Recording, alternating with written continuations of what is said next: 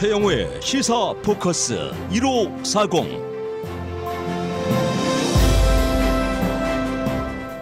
청자 여러분 안녕하십니까? 최영호입니다. 17일간 벌어졌던 세계의 스포츠 축제 2016 리우 올림픽이 어제 폐막됐습니다. 이 개최국인 브라질의 정국이 과연 올림픽을 감당할 수 있을까? 치아는, 지카 바이러스는 등등 이 수많은 우려를 안고 출발했지만은 우리가 TV 중계에서 본 리우 올림픽은 이러한 우려를 불식시킨 그런대로 성공적인 올림픽으로 남았습니다.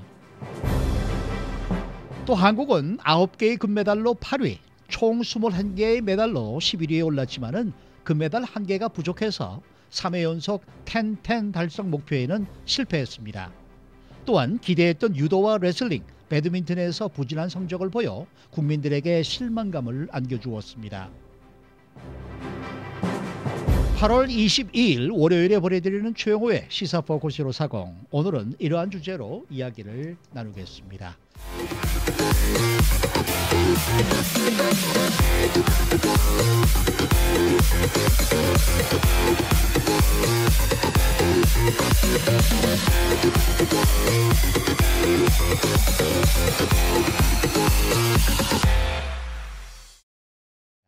오늘 나오신 분들을 소개해드립니다. 우선 임봉기 행장 나오셨습니다. 안녕하십니까. 오래간만에 뵙겠습니다. 오래간만입니다. 네. 또 저희 보도국에 주영석 기자 나와 있는데요. 안녕하십니까. 네. 자, 우선 행장님 이번 올림픽은 그런대로 성공적인 올림픽이었다고 평가하십니까? 우선 이렇게 네. 슈퍼피셜리, 그러니까 표면적으로 봐서 성공했다고 봐야겠죠. 네. 저도 가끔가다 그 채널 4에서 나오는 네, 개막식부터 시작해갖고 네. 또 마지막 회막식도 보고 또 중간중간 하는데 뭐 약간의 흠이야 뭐 없는 데가 없었죠. 그 정도 없는 올림픽이 뭐 어디 있었겠어요? 있어요. 그리고 잘 진행했고 네. 또 우리가 브라질을 좀 우습게 보지만 지금 브라질이 그래도 세계 경제 10위권에 들어가는 막강한 나라입니다. 네, 그렇기 때문에 상당히 잘 했고 힘들여서 잘한 것 같아요. 네. 저는 그렇게 봅니다. 근데 사실 뭐 우리가 처음에 시작할 때는 굉장히 우려를 많이 하지 않았습니까? 우선 전국이 불안했고 예. 또 뭐 갑자기 튀어나온 지카 바이러스가 또 두려웠고 그 다음에는 또 이 치안이 뭐 불안정하다 뭐 이래서 이제 과연 정말 이 올림픽이 시작이 되고 과연 끝이 제대로 될 것인가 우려를 많이 했었는데 그러한 우려를 전부 불식시키고 말았어요. 예, 그렇습니다. 그 치아 문제라든가 지카 바이러스 문제는 거의 뭐 별다른 불상사 없이 네. 예, 잘 17일 동안의 열전이 마무리됐고요. 네. 또 그런 문제 못지않게 좀 걱정스러웠던 것이 이 브라질 국민들의 네. 올림픽에 대한 어떤 관심 그렇죠. 내지 애정 같은 것이 굉장히 좀 차가웠다는 점.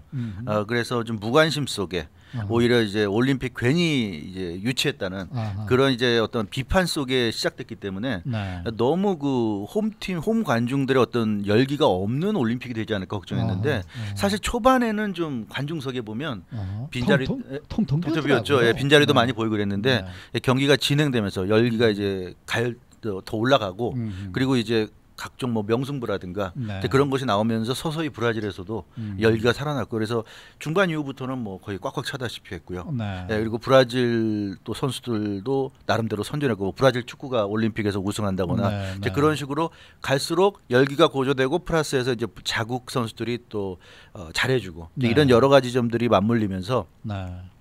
이 열기도 뜨거워졌고 네. 그래서 그런 면에서 보자면 걱정했던 거에 비해서는 그래도 좀 성공적이다 이렇게 말씀드릴 수 있을 것 같고요. 또 아시다시피 남미에서 열린 첫 번째 올림픽 그렇죠, 아닙니까? 그렇죠. 이제 그런 점에서 이 북반구에 비해서 남반구에서 열리는 이제 특히 남미에서 첫 번째 올림픽이기 때문에 좀 걱정도 많이 했는데 그런 우려에 비하면 상당히 좀 성공적이라고 할 수 있고 또 이번에 뭐 난민팀 같은 경우 처음 네, 참가했고 네. 또 여자 선수들의 숫자가 남자 선수보다 더 많은 그런 네, 올림픽. 네. 이제 그런 여러 가지 점에서 상당히 좀 의미 있는 올림픽이었고 네. 그래서 앞으로 나아가야 될 방향을 제시한 올림픽이었다. 네. 그래서 이 국가 간의 어떤 경쟁도 중요하지만 어허. 모두가 하나라는 거, 어허. 지구촌이 하나라는 것을 좀 상징적으로 일깨워준 그런 올림픽으로서 다른 올림픽에 비해서 뭔가 새로운 이정표를 하나 세웠다는 그런 평도 나오고 있어서 뭐 성공이냐 실패냐로 이렇게 단순하게 보자면 저는 성공이다. 성공이다. 예, 그렇게 말씀해요. 뭐 저는 뭐 TV로 2주 동안 보는데 뭐 불안한 거 같지도 않고. 그 한국 선수 네. 이 양궁에서 금메달을 딴 여자 양궁에서 금메달을 딴 장혜진 선수가 네. 금메달을 따고 나서 인터뷰한 얘기 들어보면 어. 이 결승전 가기 전에 갑자기 뭐 뒤에서 탕탕 소리가 나고 뭐 엄청난 큰 소리가 나서 저게 뭔 소리냐고 그 경기 진행요원한테 네, 물어봤더니 아 총소리라고. 그래서 그렇게 그 우리는 못 느끼지만 그 경기에 참가한 선수들이 순간순간 느끼는 그런 좀 치안에 대한 불안감은 좀 있었던 것 같아요. 그리고 그래서 한국 선수들이 보면 금메달까지 따고 하면은 그래도 개최국에 남아서 동료 선수들 응원도 해주고 폐회식도 같이 참가하고 좀 즐기다 오게 되는데 한국 선수들은 뭐 진정호 선수나 양궁 선수들이나 전부 다 귀국했거든요 초기에. 근데 그 얘기 들어보면 치안이 불안했기 때문에 좀 오래 있는 게 좀 그래서. 그러니까 우리한테 밝혀지지 않은 비사가 많이 그런 거 있는 것 같아요. 그래서 예, 선수들도 일정 끝났으면 돌아가자. 굳이 뭐 남아 있는다는 게 불안하기만 하다 하는 거 보면 확실히 어떤 그런 좀 불안감은 좀 있었던 것 같아요. 다만 그렇게 눈에 띄게 확 드러나는 그런 대형 사건이나 사고 같은 건 없었고 그런 점에서 다행이지만 순간순간 느껴지는 그런 불안감은 계속 있었던 것 같아요. 하긴 뭐 어제도 폐회식이 끝나고 난 다음에 한국 뭐 아나운서 한 분이 자기 이제 SNS에다가 올렸는데 집에 가면서 보니까 완전히 시내가 다 정전이 돼 있더라고요. 네. 그래서 대부분의 그 시민들은 그 이 폐회식을 TV 중계를 보지도 못하고 그러니까 완전히 새카맣대요. 캄캄했대요. 그러니까 이제 폐회식이 끝나고 갈 때. 그러니까 그만큼 뭐랄까 이 전기 공급이라든지 뭐 이런 것도 그렇게 뭐 전기가 없어서 그러는 게 아니라 뭔가 잠깐 좀 불안한 이제 그런 게 그분이 자동차를 돌아간 거리들이 조금 이렇게 슬럼 있는 쪽으로 돌아가신 것 같네요. 사실 류의 상류층은 굉장히 잘 살거든요. 그러니까 그거는 조금 그 자동차 행로에 따라서 좀 다른 게 있지 않았나 싶은데요. 자 이번에는 한국팀 얘기 좀 해보십시다. 뭐 이 텐텐이 이번에 목표였다고 그러죠. 금메달 10개 10위. 그런데 금메달은 9개에 그쳤고 또 한국은 뭐 금메달 순으로 항상 순위를 매기니까 지금 8위가 되어 있습니다만은 미국식으로 총 메달 순으로 하면은 지금 11위. 그러니까 뭐 그렇게 따지면은 지금 하나씩 다 부족한 거예요. 그렇죠? 네. 근데 우리가 생각했던 것만큼 기대했던 것만큼 좀 그렇게 제대로 못해줬다라는 지금 아쉬움이 있지 않습니까? 그렇습니다. 좀 그 금메달은 뭐 9개니까 10개하고 큰 차이가 없는 것 같지만 은메달이 3개, 동메달이 9개. 그래서 이제 총 메달이 21개인데 다른 메달들이 좀 너무 적었죠. 그러다 보니까 전체적으로 좀 미흡했다는 느낌이고 사실 금메달 9개도 막판에 태권도 2개 박인비 선수가 막판에 따주는 바람에 그나마 9개였고 사실은 한 6, 7개로 끝나지 않을까 굉장히 좀 걱정스러웠는데 막판 선전 때문에 이렇게 올라간 거고요. 이번에 그래서 한국 선수들 전체적으로 이렇게 플레이하는 거라든가 또 소식들을 보면 좀 역시 한국이 이 국가가 뭐라 그럴까 점점 이 경제적으로 부강해지면서 잘 살게 되면서 이 스포츠는 좀 애매해진 것 같다. 그러니까 예전에 88 올림픽 하던 때라든가 그런 한창 이제 도약을 하던 시기에는 좀 그 정부가 적극적으로 엘리트 스포츠 육성에 아주 좀 다른 나라보다도 훨씬 더 강력하게 좀 지원하고 강력하게 육성하는 그런 좀 분위기가 있었는데 지금은 사실 그 정도는 아닌 것 같고요.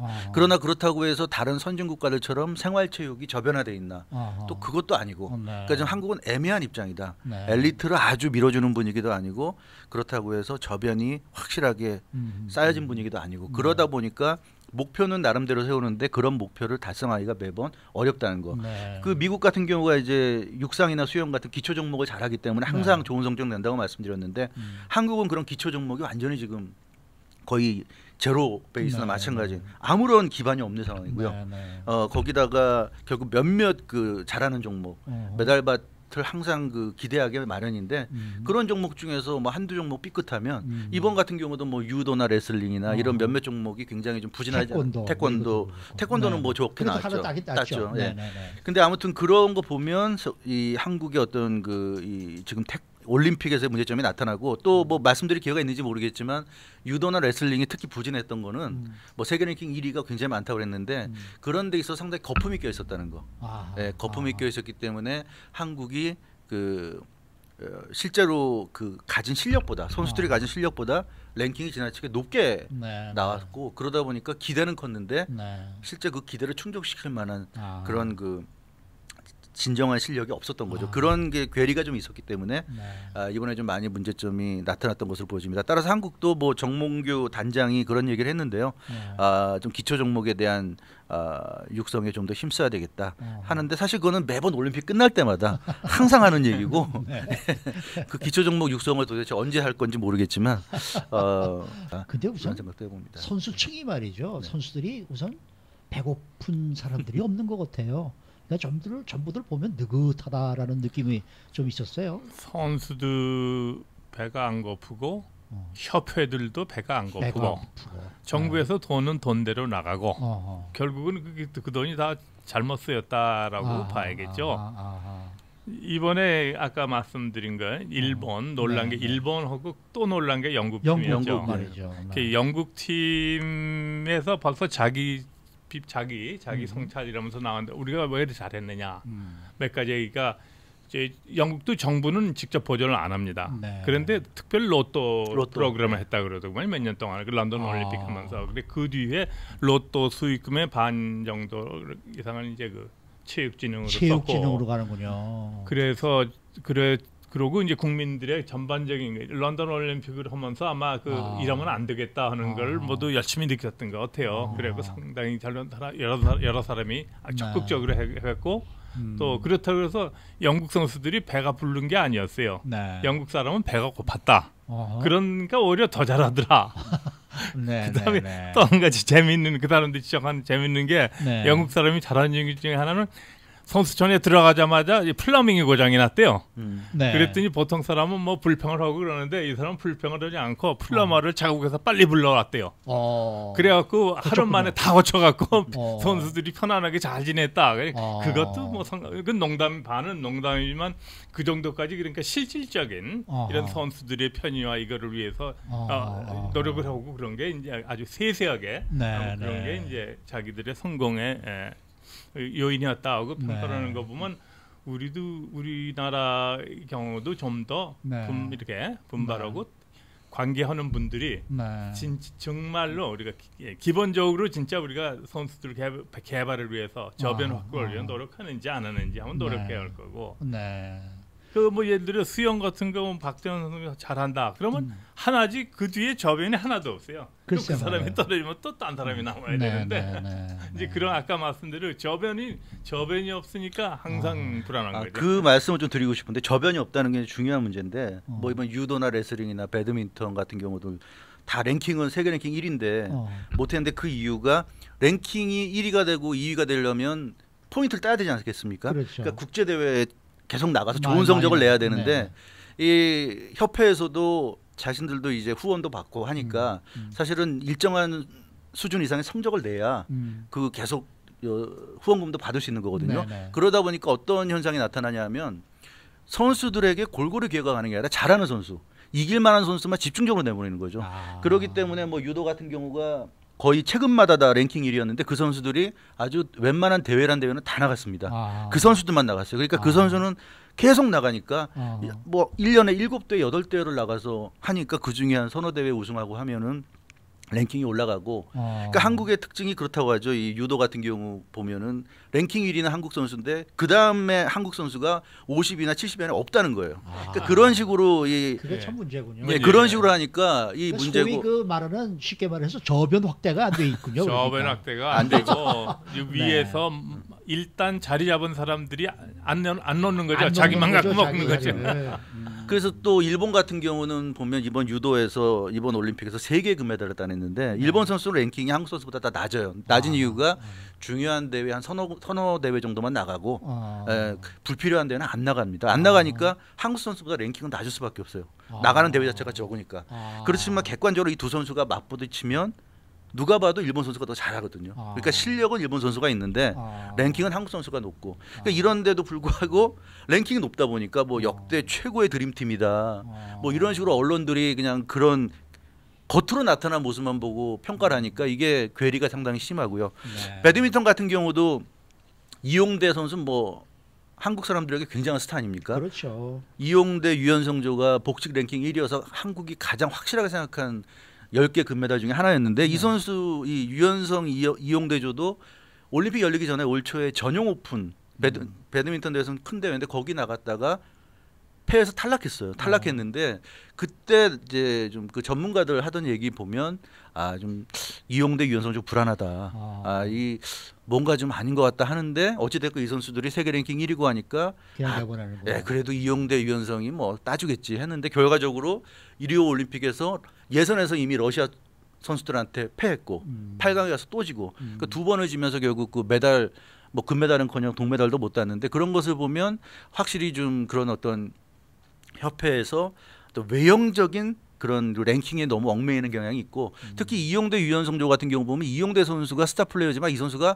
강력한 뭐 스매싱을 하거나 공격적인 선수가 아니라 이 선수는 좀 수비적인 선수이기 때문에 이 선수하고 파트너를 묶어주려면 그 파트너는 상당히 파괴력 있는 공격수로 묶어줘야 되는데 유현성 선수도 보면 그렇게 공격이 뛰어난 선수가 아니라는 점.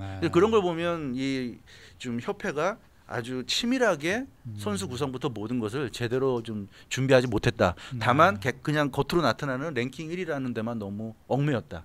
이런 부분이 한국의 좀 문제인 것 같고 따라서 한국은 좀 이런 거품부터 다 제거하고 새롭게 해야 되는데 이 한국의 특성상 각 협회는 그 재벌들의 어떤 그 스폰을 받고 있기 때문에 성적을 안 내면 상당히 좀 어려워질 수 있기 때문에 또 당장 눈앞에 성적은 또 내야 우리가 이만큼 잘하고 있으니까 좀 계속 도와달라 이런 말을 할 수 있기 때문에 한국도 뭔가 근본적인 좀 체질 개선이 좀 필요하지 않나 싶습니다. 근데 그 보니까 양궁도 말이죠. 이번에 그 금메달을 딴 여자 양궁 선수 그 선수도 지난번 런던 올림픽에는 4위로 뽑혀서 나가지도 못했던 그런 선수더라고요. 그러니까 그 양궁 같은 거는 벌써 이 올림픽에 나갈 그 이 출전권을 따기 위한 경쟁이 내부에서부터도 벌써 굉장히 심하거든요.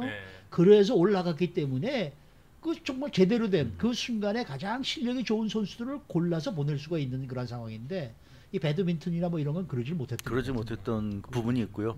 예, 당연히 이 선수들이 스타고 이 선수들이 1위니까 당연히 해준다. 이제 이런 것이 좀 강했던 그런 것이 아닌가. 그리고 유도 같은 경우 배드민턴까지는 저도 잘 모르겠지만 유도는 뭐 대학 뭐 유도 많이 하는 뭐 용인대학이라든가 몇몇 대학 있지 않습니까? 뭐 그런 또 학연이라든가 뭐 지연이라든가 또 파벌 뭐 이런 뭐 동계 종목이지만 그 쇼트랙이 그런 것 때문에 상당히 좀 문제가 많은 대표적인 종목인데 이제 그런 것이 이 유도 같은 종목에서 좀 특히 컸다.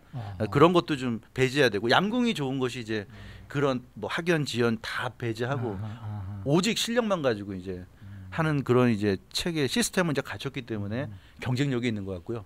다른 종목들도 그런 면에서는 좀 그런 점은 좀 도입을 해야 되지 않을까. 좀 이번에 올림픽 끝나고들 모여서 조금 머리를 맞대고 뭔가를 좀 새로운 방안을 강구를 해야 되지 않을까 그런 생각이 좀 듭니다. 금메달이 9개라 그래도 기분 좋게 딴 거는 몇 개 없었어요. 저는 저 그 뭡니까 펜싱 재밌게 봤고요. 그 선수는 정말 마음에 들어요. 네. 그리고 박인비 선수 나중에 저 골프에서 딸 때도 상당히 정말 눈시울이 뜨거워졌었고 그런데 좀 금메달을 따는 거 다 좋습니다만은 좀 뭔가 감동을 줘야죠 우리 우리들에게. 저는 저 그 배구 선수 김연경 선수. 네, 김연경 선수. 아주 그 양반이 저 한국의 국위를 선양하는데 큰 역할을 했어요. 모두 보는 사람마다 한국의 여자가 저렇게 멋있고 크고 힘 있는 여자가 있냐 싶고 말이죠. 그런 것 우리도 좀 몇 사람 있었으면. 근데도 뭐 배구 협회는 뭐 저 협회장 선거를 지금 하고 있었다면서요? 그렇죠. 예. 그래서 뭐 배구도 참 아주 대표적으로 문제가 있는 협회로 좀 꼽혔고요. 뭐 세계 챔피언 하고 나니까 뭐 김치찌개로 저 이 뭡니까 저 회식을 해줬다면서요? 그게 사실 2년 전 얘기인데 아시안 게임에서 금메달 땄는데 협회가 그 당시에 뭐 본부 건물을 짓느라고 빚을 졌기 때문에 돈이 없어서 그렇다고. 세상에 그게 말이 됩니까? 근데 그게 루머처럼 돌았는데 이게 사실이다 아니다 말이 많은데 김연경 선수가 이번에 귀국해서 그 물어보니까 사실이다. 사실이었고 자기가 자기 돈으로 레스토랑 가서 회식했다 했는데. 이 배구 협회를 싹 뒤집어 바꿔야 됩니다. 자 이번에는 미국 팀 얘기를 좀 해보십시다. 이번에도 뭐 물론 금메달 1위 또 총 메달 순으로도 1위 뭐 지난 런던 올림픽에서 총 103개의 메달을 땄는데 이번에는 121개의 메달을 땄어요. 근데 금메달은 46개 똑같네요. 그렇습니다. 근데 미국이 어떻게 해서 이렇게 매번 이렇게 많은 메달을 따고 정말 이유가 뭡니까? 돈이 많은 나라라 그럽니까? 뭡니까 이게? 돈이 많은 것도 있고요. 역시 그 기초 종목을 압도하는 것이 큰 것 같습니다. 네. 가장 많은 메달에 걸려 있는 육상과 수영 어허. 그 두 종목을 역시 그 미국이 확실하게 그 메달밭으로 지금 확보하고 있는 게 그 이번에도 보면 육상에서만 13개 금메달, 수영에서만 16개 금메달. 그러니까 두 개 합치면 29개, 거의 30개를 육상, 수영 두 종목에서만 따냈거든요. 네. 그리고 뭐 아시다시피 체조도 뭐 금메달 쓸어 담았고요. 그러니까 몇몇 종목만 합쳐도 거의 웬만한 나라들 총 메달수보다 더 많은 금메달을 지금 따냈는데 네. 이런 이 기초 종목에서의 강세 이것은 역시 미국의 가장 큰 올림픽에서의 힘이 아닌가 싶고요. 네. 특히 이번 리우 올림픽만 두고 보면 또 그 러시아가 가장 강력한 라이벌 국가 중에 하나인 러시아가 약물 파동 때문에 글쎄요, 이번에, 제대로 출전을 못했거든요. 육상팀이 못 나왔죠. 못 나고 그래서 그런 덕도 좀 본 것 같고 그래서 그 미국은 역시 그 기초 종목의 최강국답게 물론 뭐 육상 단거리 같은 경우는 자메이카 뭐 강세 있고 또 장거리는 아프리카 쪽에 강세가 있긴 하지만 그러나 전체적으로 볼 때는 역시 미국이 장거리 단거리 다 합쳐서 가장 강력한 팀이 확실한 것 같고요. 그런 것이 역시 다른 팀이 따라올 수 없지 않은가 그런 생각이 근데 그 기초 종목이 그렇게 탄탄하다는 얘기는 그건 무엇을 의미하는 겁니까? 그러니까 어렸을 때부터 이 기초 종목을 중심적으로 학생들에게 어린애들에게 가르쳐준다는 얘기인가요? 그런 것도 있고요. 그리고 미국이라는 나라가 아시다시피 다인종 국가 아닙니까? 뭐 한국은 뭐 단일민족 국가라고 하지만 미국은 다인종이어서 뭐 백인도 있고 흑인도 있고 뭐 라티노도 있고 아시안도 있고 한데 그렇다 보니까 이 미국은 그 종목에 맞게 그 가장 잘할 수 있는 그런 선수들을 보낼 수 있는 그런 여력 면에서 역시 가장 그러니까 인프라라고 할까요? 그 사람 그 선수 그 자원 면에서 역시 다른 나라들을 압도한다. 물론 뭐 단순히 인구수만 따지면 중국도 대단하고 러시아도 대단하지만 그러나 그런 다인종이라는 거 그런 점에서 역시 미국의 어떤 그 선수 인프라가 다른 나라들보다는 훨씬 대단한 그런. 그리고 제가 이번에 조금 느낀 게 남반부에서 하는 그런 시차나 이것도 저 북쪽 사람들한테는 좀 악영향을 끼치지 않나 싶어요. 아 그렇습니까? 특히 미국으로 볼 땐 그 이유가 그 시차가 없는 거의 뭐 동부와 1시간 차이. 동부 1시간 차이니까 거의 자기 나라에서 온 거 비슷하죠. 그냥 남쪽만 내려가면 되는데. 예를 들어 중국이나 러시아에서 오는 건 지구 반바퀴 이상을 반바퀴를 돌아갖고 내려갔는데 그것도 적도를 건너갔고 말이죠. 낮과 밤이 바뀐 거죠. 그때 중국 그 여자 체조 선수가 하는 얘기가 한번 인터뷰를 하더라고요. 자기는 할 때까지 머리가 빈 것 같아갖고 뭘 했는지 모르겠다 그런 식으로 얘기를 하더라고요. 그래 그것도 뭐 영향이 있지 않았을까 하는 것도 우리가 그것도 한번 없지는 않을 거예요, 그렇죠? 그렇죠. 우리가 한국을 갔다 와도 우선 한 일주일은 그렇죠. 뭐 그러니까 이게 동쪽으로 지나가는 거 또 적도를 지나서 북부에서 남반부로 옮기는 거에 대한 자장의 문제 뭐 이런 게 좀 미치지 않았을까 하는 생각이 듭니다. 그런 걸 대비해서 한 일주일, 2주일 먼저 가서 있어야 되는데 일주일이 아니고 아마 한 달 정도 가서들 준비하고. 아이고 또 저 과학적으로 그냥 생각해. 아니 그냥 과학적 근거는 아직 안 나오고 제가 몇 사람이 얘기를 하다가 또 얘기를 하다 그것도 가능성 있지 않느냐 하고 서로 이제 한번 생각해 봤습니다. 근데 뭐 이제 펠프스나 뭐 이제 이번 올림픽에서 이제 큰 역할을 한 선수들은 뭐 우리가 2부에서 한번 좀 따져보겠습니다만은 이게 오게티라고 말이죠. 이 수영 선수들이 정말 당하지도 않은 이 강도를 당했다고 지금 신고를 해가지고 이게 아주 확탕물을 튕겼는데 이거는 지금 한번 좀 짚고 넘어가야 되겠어요. 이건 도대체 이건 무슨 뭐 거의 록틴가 이 선수는 나이가 30이 넘었더라고요. 라이언 록틴은 나이가 32살이어서 아니 그렇게 나이 펠프스하고 먹은 같은 선수가 그렇게 치기 어린 그러한 이 얘기를 했다는 거는 좀 문제가 있는 게 아닌가. 그 당시 상황이 리오데자네이로 다운타운 쪽에서 프랑스 선수단이 한 그 파티에 참석을 해서 아마 거기서 술도 마시고 했을 것 같고요.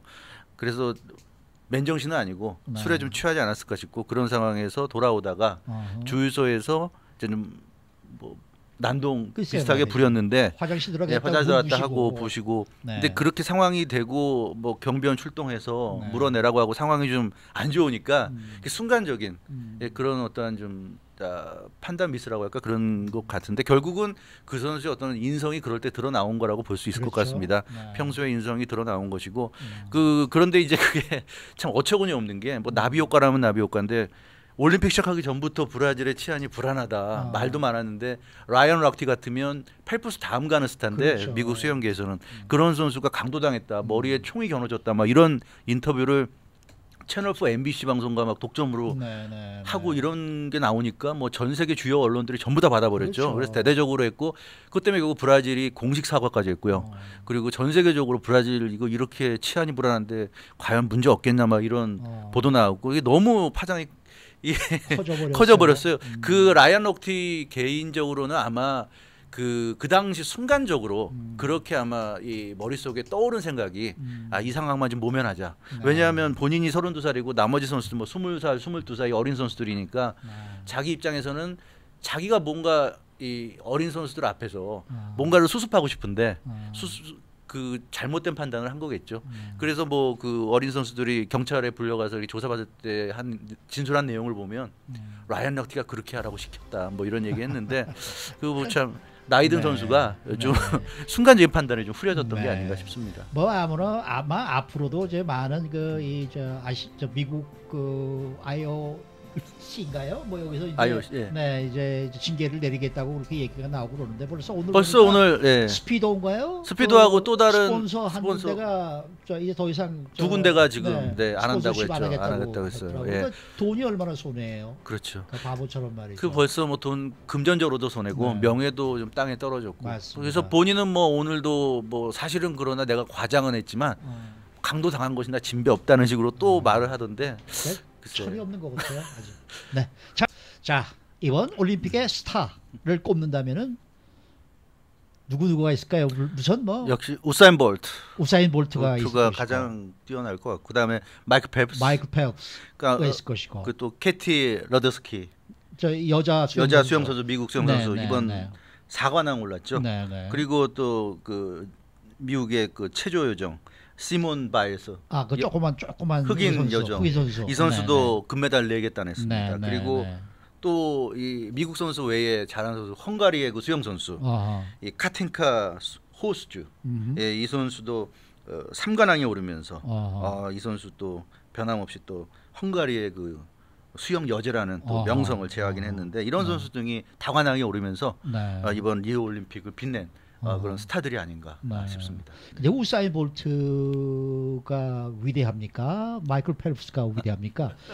오늘 발표된 저 중앙일보에 보니까 한국 저에서 나온 중앙일보 보니까 우사인 볼트가 더 위대하냐, 마이클 펠프스가 더 위대하냐. 그래서 이제 그 한국의 거기 이제 이번 올림픽에 참가했던 선수들이라든지 임원들에게 지금 그 뭡니까 설문조사를 했대요.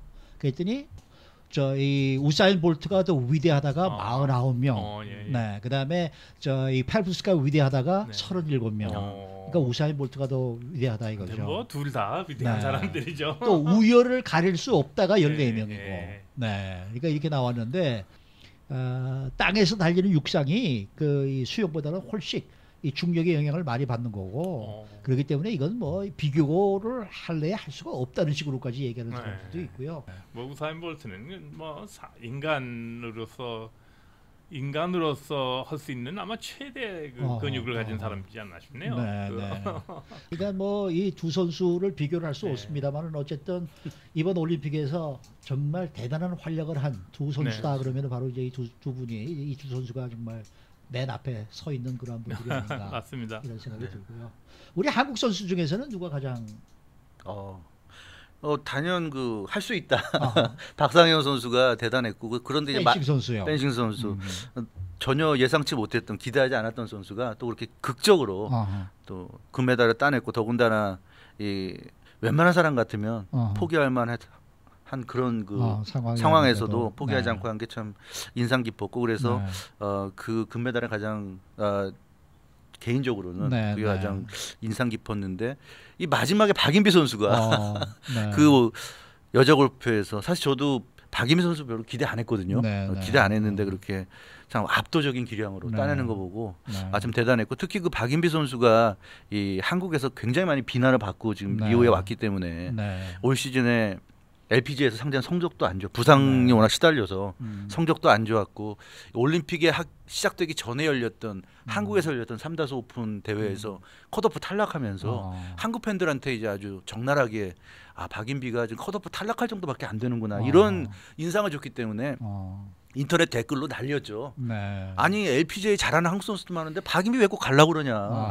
지금이라도 좀 빠져라. 네, 네. 너 빠지고 딴 사람이 하면 더 좋지 않냐. 뭐 이런 네. 좀 극단적인 비난의 댓글이 엄청 났는데 근데 그런 걸 이기고 꿋꿋이 그렇게 이 금메달을 따낸 거 보니까 아니 그것도 근데 대단한 것 나흘 같아요. 내내 얼굴 표정이 하나도 바뀌지가 않아요. 그러니까 포커 페이스도 그런 포커 페이스는 저는 본 적이 없었어요. 그게 박인비 선수의 아주 장점이죠. 네. 근데 맨 마지막에 네. 그 퍼팅 성공하고 이렇게 양손을 들었는데 그때 약간 웃더라고요. 네. 그래서 그 골프 마지막 경기는 저도 참 아주 손에 네. 저 처음부터 끝까지 하나도 안 놓치고 제가 다 봤는데 아주 굉장히 정말 기분이 좋았던 그런 승리가 아니었나.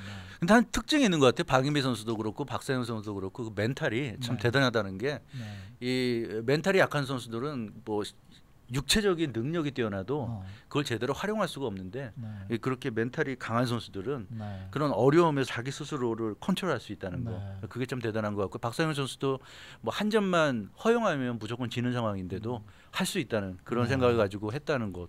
박인비 선수도 올림픽 가기 전부터 그렇게 자기를 비난하는 그 글들이 올라온 걸 다 알고 있으면서 네. 가가지고 그렇게 활약했다는 것도 그렇고 네. 참 그 대단한 멘탈이 아닌가 싶습니다. 저는 맨 마지막에 끝나고 난 다음에 인터뷰하는데 저는 박인비 선수가 난 그렇게 영어를 잘하는 줄 몰랐습니다. 잘합니다. 아유, 뭐 완전히 저 네이티브 영어를 하더라고요.